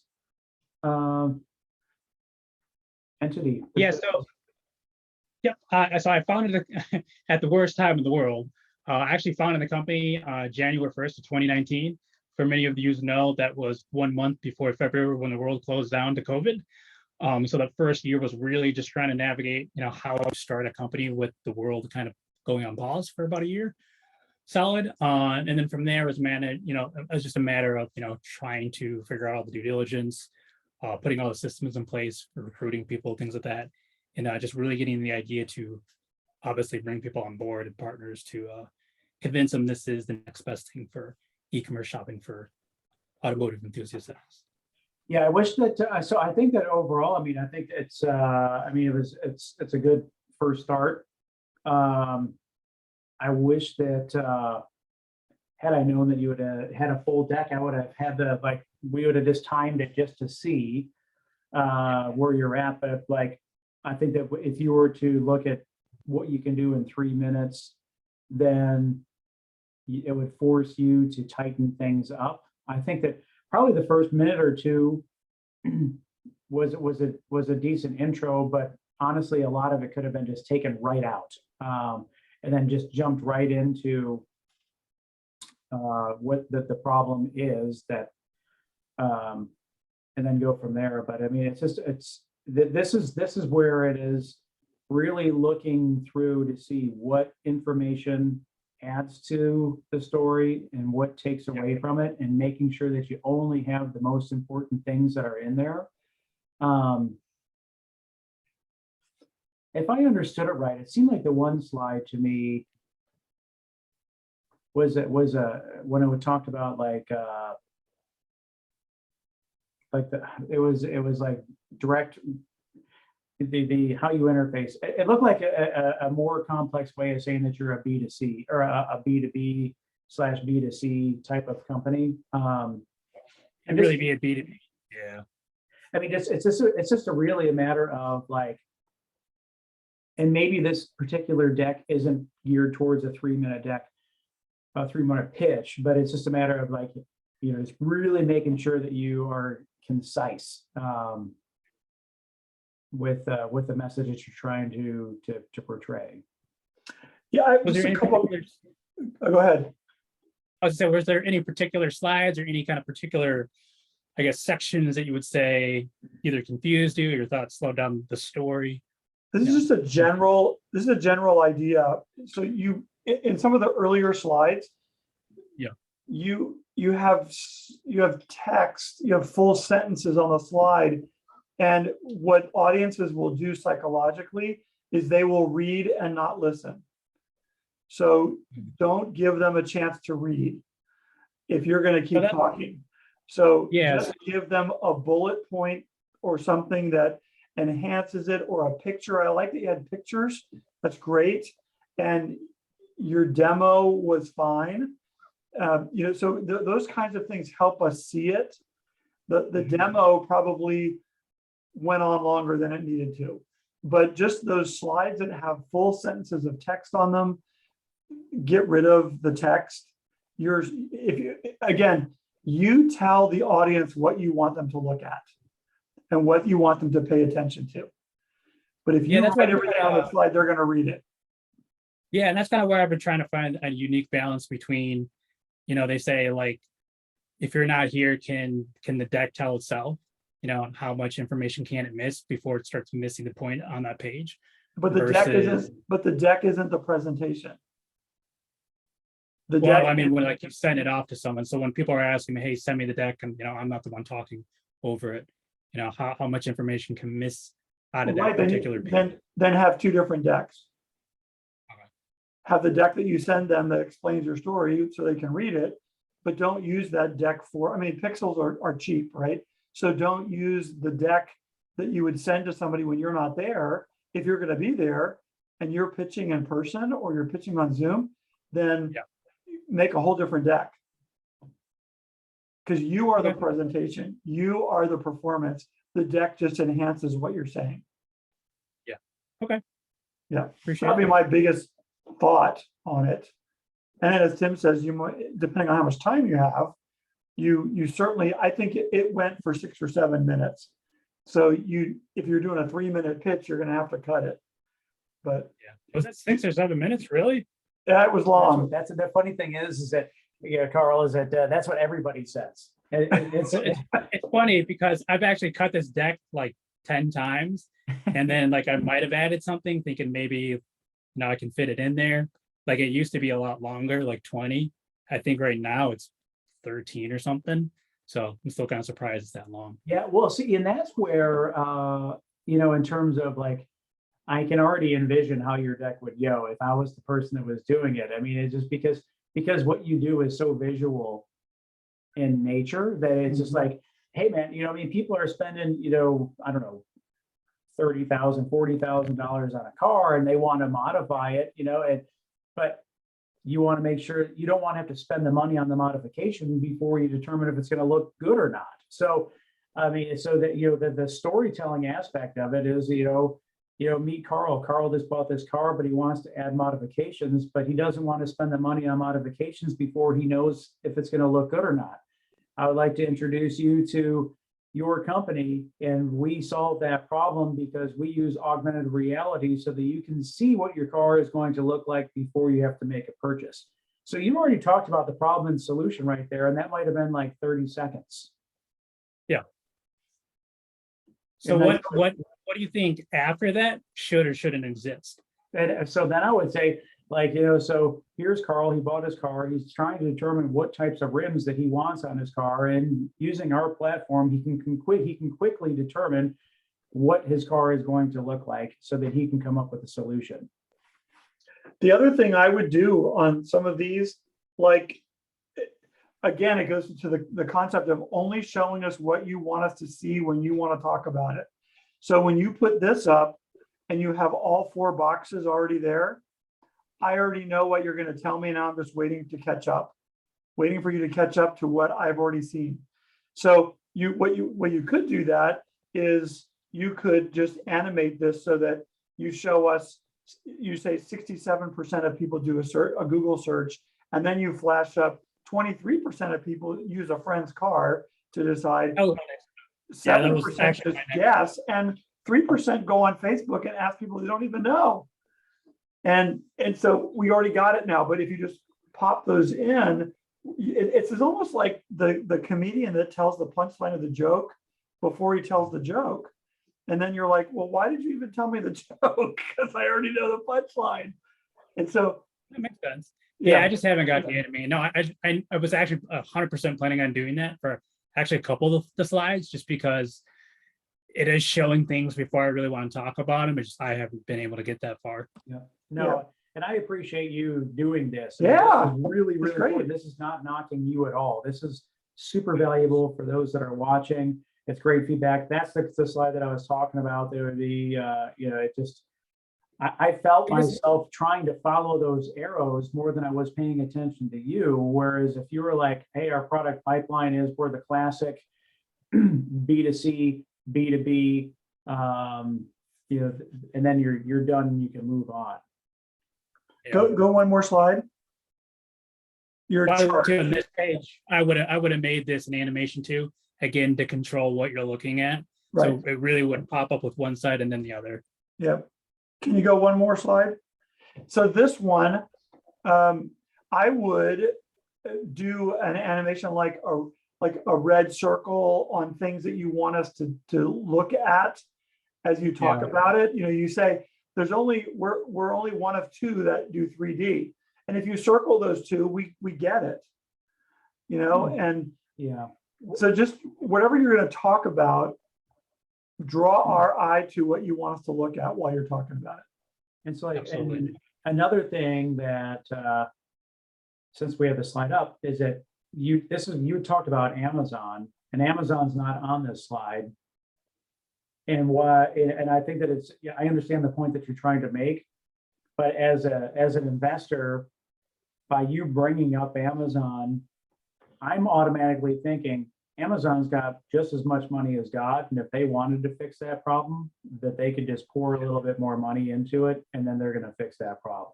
Yeah. So then that introduces the question of, okay, so once Amazon does this, now what is your differentiator with Amazon? So I would just stick to what's on there and say, hey, we are a leader in this. We can have unlimited 3D objects, and then it circles, and we're the only solution that offers a 3D option, and then press. Yeah, this is the other part too, where again, I probably have 10 different versions every day trying to really boil them down, because as I'm sure many of our ideas on here, there's a lot of aspects that there's just not enough time to talk about how, the business plan itself is actually going to work itself out, how to separate ourselves from Amazon, how not to lose business to these competitors or Amazon, or things like that.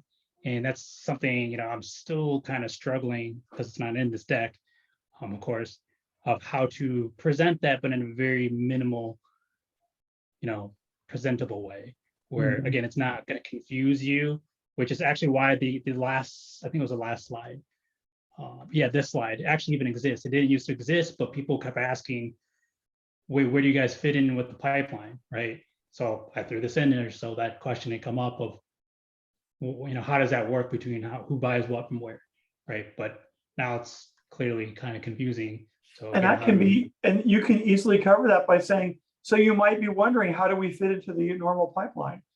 Blah, blah, blah, blah, blah, here, and now we know. So one other thing to think about, not that you don't already have a million things to think about, but one thing, when I worked in the IT business for 20 years in the 80s and 90s, and my mother never understood what I did. And so I had to get really good at explaining it to my mother. And so when you create your explanation of all this, ask yourself, does it pass the mom test? Would your mom understand it? Because sometimes we as the practitioners get all in the weeds, we get all technical about it. And then sometimes there's an audience of people who are just like your mom, and they're deciding if they want to give you money or not. And so just put that in there too. And you may choose to discard it, but just to say, does this pass the mom test? Am I pretty close? Or am I off down a rabbit trail that my mother would not understand any of it? So just another little test to put in there. Yeah, absolutely. I would ask too, when it comes to, presenting it, of course, there are different types of decks for different types of crowds. Would you say, of course, meaning that we have done our research, which is what you should do, right? Before you present to anybody, typically is, if they are tech savvy, should you take certain parts out that you might not need to explain to normal people that would understand? For example, saying, a lot of times I have to specifically abbreviate the idea AR stands for augmented reality and not assault rifle, right? Where, I could keep that phrase in AR without needing to explain it because, these investors are in the, service as a software kind of business Well, versus. yeah, and usually the rule is once you've declared what the acronym is for, then you can use the acronym. And okay, and I'm not suggesting, when I say does it pass the mom test, I'm not suggesting you dumb it down. And you're right, it's got to fit for the audience that you're talking to. So do your homework and find out who the audience might be. If you're doing this pitch competition, the judges are listed, before the event. Go look at what their experience is, what things might they not understand, and what things might I be able to drop in there because all of them do understand it. Hey, Carl, on this slide here, are you suggesting that you're going to capture 40% of the market? I say it's this general idea that we have the ability to capture 40, not that we're specifically going to capture 40, because obviously I can't say we're going to, guaranteed, that we will do that. But it's just the idea that based on, I guess I didn't put in this slide apparently, based on the percentage of people that, again, are car enthusiasts, but then the percentage that actually use this was it actually watered down to 70%, which is what this number actually is showing you here. So the 40% is just the idea that it's the ability that we have to reach up to 40% of the people to actually service those individuals. Where if I was to list them at the other 60, even though they're car people and in the car industry period, they might not be willing to, use this tech. Got it. So that's Okay. really- Just because the way that stands right now, if you were to suggest to investors that you were going to capture 40% of the market and have 40% market share, then that is so hard. I mean, it would be super hard just to get 4%. So that was misleading to me, and I focused a lot on that. Yeah, I think I forgot to put my target market. There's a target market slide right before this that Okay. explained our total or our available obtainable market, and this is just our serviceable. Got it. Right. So that's why I think at one point I mentioned, 3.6 billion users wasn't out of the entire automotive enthusiast users period. It was actually like 2.7 or not 2.7, 7.2. And it's just that we're able to, most likely get 40% of those users that are car people. But yeah, that's my mistake, not having that in here. Carl, did you say you're in the Detroit area? Yeah, I live 30 minutes south of Detroit here, but I actually work just right north of Detroit. I design cars actually. Okay. I thought you said that. Cool. Yep. So and that was actually new for this particular presentation. I didn't include that in any of my other presentations I've ever done. But as you were saying too in the beginning, and I've heard from other people, sometimes jumping right into the problem is not really that interesting. It's almost like you have to start off with why you're interesting first, which is what I tried at least. Mm-hmm. Cool. So, Ornetta, you wanted to try yours or just show it to us? Yes, just show it. And just, just tell me what you think. It's just partial of it. I've only completed like seven slides. Yeah, well, I think we have a few minutes. Okay. So Tim's going to let you be a co-host so you can share. Okay. Are you able to see? Yeah, we can see it. Okay. Look, and keep in mind, this is my very first time doing this, so. Okay, bear with me for one moment. Let's see if I can make it bigger for you guys. Okay, let me drag this. It'll be out of your way. And there's the name Anointed Souls. My logo. I'm gonna choose which one of the logos before I even, upload the presentation. Just to give you an overview of it. Okay, this is the problem. Would you guys prefer for me to read it? Because I can do that. Oh, we can read it. Yeah. Okay.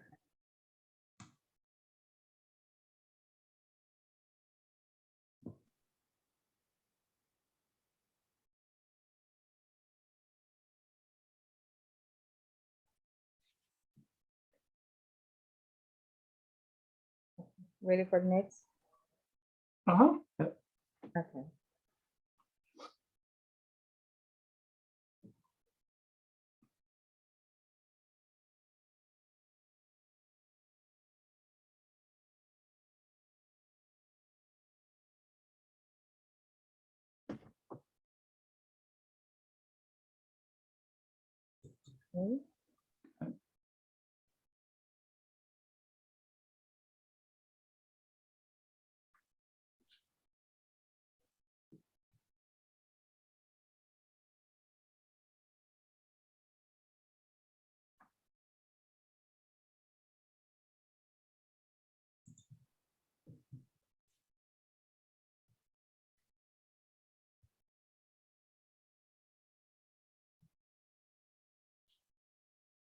Mm.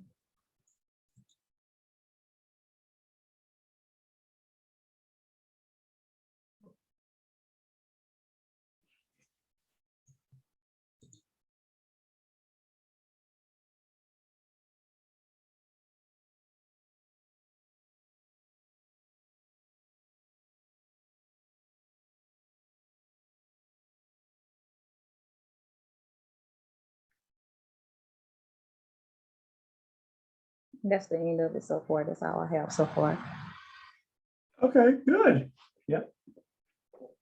Yeah, and so similar to what we said to Carl, or what I said to Carl, is you would want to be, you don't want us to read this. So when you're actually doing your pitch, you would want to, have, I often talk about a 6x6 rule on slides, and that's not more than 6 words on a line and not Okay. more than 6 lines on a slide. Okay. And that, and you probably don't even need that many, but like you had a verse on slide 2, I think, and that might stand by itself. Okay. You know? Okay. And maybe you highlight the part that it says, which is the last sentence. And the big point is that, I don't remember what it said, but about people, the blessed are the feet of those that carry good news or something. Full of feet. Yeah. Yeah, so that might be the thing. Yeah, how Okay. beautiful are the feet of those who bring good news. Yeah, and Okay. maybe that's, and it's just Romans 10, 13 to 15. How then can they call on the one they have not believed in? And then just go ... and then say, how beautiful are the feet, or is it part of the... Oh yeah. Okay. Yeah. Okay. Yeah, and then, because that's really the important part. Right. And then as you go on for the rest of it, Okay. And just and cut you out could a even lot of that. spend, you could even spend more time, on the problem, because I don't, in slide 2, I don't see the part that you talked about originally when you told us about it. Mhm. And it's what caused Tim to refer to the one person that had the Bible, the confirming verses and stuff in their underwear that Mhm. she put in there. It was because it gave them moral support and a sense Okay. of belonging and courage to continue, and those kind of things are the things that really tug at people's hearts. Okay. So you really get into what is the, because you have this is an emotional story to tell, Okay, so what are those feels that we should have? okay, And okay, you'll want to talk about those feels as the lack of feels is the Okay. problem. That Okay. people are alone and they don't have the courage to move on and blah, blah, blah. And the solution is to provide them a way of feeling courageous, feeling bold, feeling empowered through the things that they're wearing, okay, something like that. okay, And then you can go and talk about the more detailed things like how you do it, what these look like, what your target market is, how you're going to advertise this, whatever. okay, okay. Does that Thank help you? Yes, it is. I done wrote a book Yeah, based good. off of all of the information. Not Yes. sure there's anything more for me to add on to that. Gary nailed it. Cool. Yeah. Thank you. Thank Yeah. you. Well, very thanks for being courageous and sharing. Yeah. For all of you who did tonight, this is great. If you don't, I always say if you stand at the, it's like when all your friends are in the deep end of the pool and they're playing, and you go and you walk yourself down the shallow steps, and you're afraid to be cold and you don't want to get wet. And by the time you get where they are, they're all getting out. So it's like just jump in the pool and get started, because now all of you that have shared your stuff, you've already gotten wet. So now you can go and work on stuff. You don't have to be afraid of that anymore. And Tim and I don't bite. So yeah, just jump in. So thanks for jumping in. Great job, everyone. Yeah, strong work. Well, awesome. That brings us to the end of our session tonight. If you have any questions, you have our contact information. And yeah, Elizabeth, it's great to see you. Thanks for the support. Yeah, sorry, I had technical difficulties earlier. I've been listening. I was on the other platform, I guess the Eventbrite platform for a good while, but everybody did a great job. Well, thanks. Yeah, thanks. And if you have any questions, please do reach out. We look forward to seeing you on the 24th. And just a reminder that to go to our emails and don't message us through LinkedIn or Facebook or those things, because we may not get them. And it's all, for sure, if you email us, you're going to get a response. Okay. All right, Great. everyone. Thanks, everybody. Have a great evening. Have a good evening. See you. Night. Bye. Bye.